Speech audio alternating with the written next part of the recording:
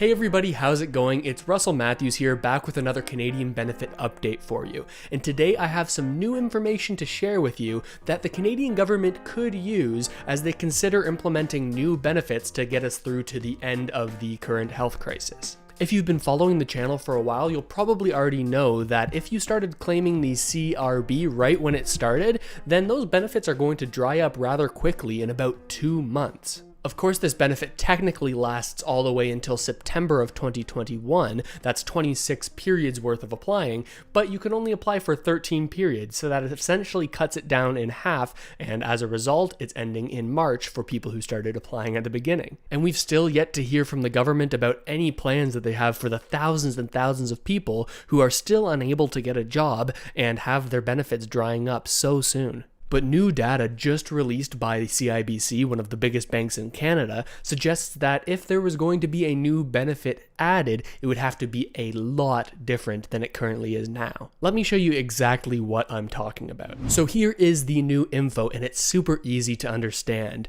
Essentially what it's telling us is in which areas we've seen increases in the amount of jobs available for Canadians, and in which areas we've seen a decrease in the amount of jobs available for Canadians. And they separate these jobs by how much they pay per hour. Over here we see a lower amount per hour, and as we go over to the right, we're going to see a higher amount per hour paid for these types of jobs. And this is something that we actually already knew. It's become apparent that the people who have suffered the most from this are people working in this lower income area, in the sort of service sector jobs, or working in restaurants, areas of the economy that have been most heavily impacted by the pandemic. But what we didn't know is just how many jobs have become available in this higher income category over $41.70. So at the very same time that we're seeing an over 20% decrease in the amount of jobs available that pay less, we're also seeing just under 10% increase in the amount of jobs available that pay over $41.7. And the reason it's so important to take a look at information like this is because this is the type of data that the government is using, or at least should be using,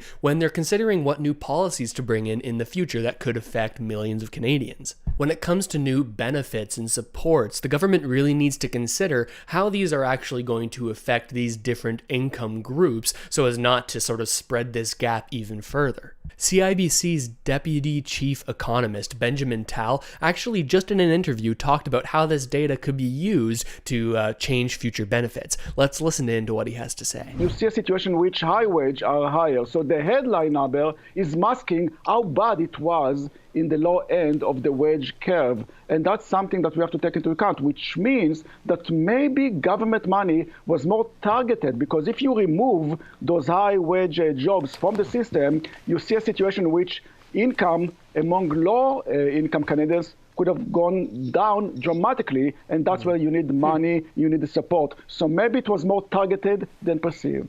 Okay, so he makes a really good point here that I think is worth touching on again. You'll remember when we looked at that graph, you saw over here the high income going up and the low income going down. Well, the important thing that we can sort of get from that is that when people have been looking at the data over the past months, maybe they didn't realize how bad the situation was in this lower income area because it was masked by the rise of jobs in the high income area, right? If people are looking at the average numbers across the entire country, then maybe that makes the average number of jobs lost a little bit more palatable because we've seen this growth in jobs in high income, when in reality, we've seen a dramatic drop for many Canadians who are only able to get jobs in this lower income area. The next stage of government support must be extremely targeted.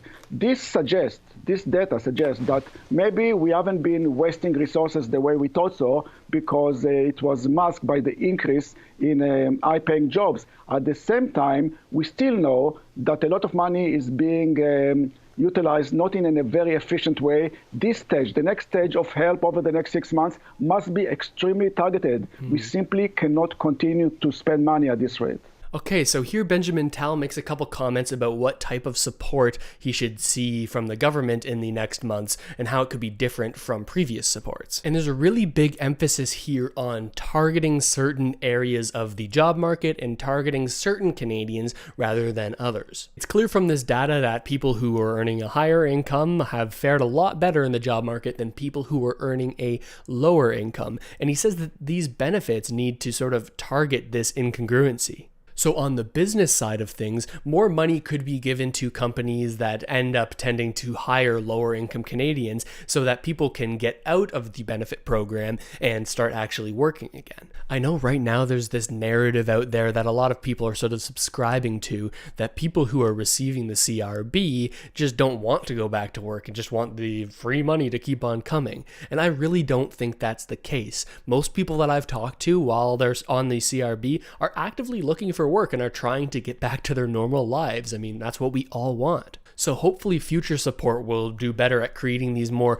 middle class or sort of lower income jobs so that people can get back to normal. So when it comes to how this could change CRB or any future sort of iterations of these sort of benefits, it gets a little bit interesting. We could see programs that are a little bit different where money isn't sent directly to applicants' bank accounts, but rather maybe this is funneled into these lower income jobs so that more people can get hired and so that also small businesses can thrive, because we're also seeing that's a huge problem right now as many small businesses are closing down. But whatever system we end up with in the future, there definitely is going to be a focus on sort of funneling more funds into these lower income areas and making sure that we're not artificially supporting these higher income jobs. But of course, we haven't heard anything yet from the Canadian government. But as soon as we do, I'm going to keep you updated right here on this channel. So if you're interested in staying informed on any updates to this story, along with other things that are important to Canadians, make sure to hit the subscribe button and the notification bell. And if you have any comments or any thoughts about this new data that's come out and how programs could be different in the future,